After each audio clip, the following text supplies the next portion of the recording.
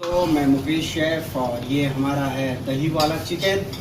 तो अभी हम चिकन को थोड़ा और पकने देंगे, बाद में हम इसमें दही ऐड कर देंगे, क्योंकि दही अभी ऐड नहीं करनी, जब ये फाइनल हो जाएगा थोड़ा ऐड करनी। दही को ज़्यादा देर तक पकाना नहीं, 2 मिनट ज़्यादा से ज़्यादा। और उसके बाद ये है लजीज दही वाला चिकन। देखिए चिकन एकदम गाढ़ा दिख रहा है, बढ़िया। ऐसे ही आपको भी बनाना है। कभी जब मैं रेसिपी बताऊंगा, कभी आपको नेक्स्ट वीडियो बनाऊंगा अपनी, तो आप लोगों को मैं ये सिखाऊंगा।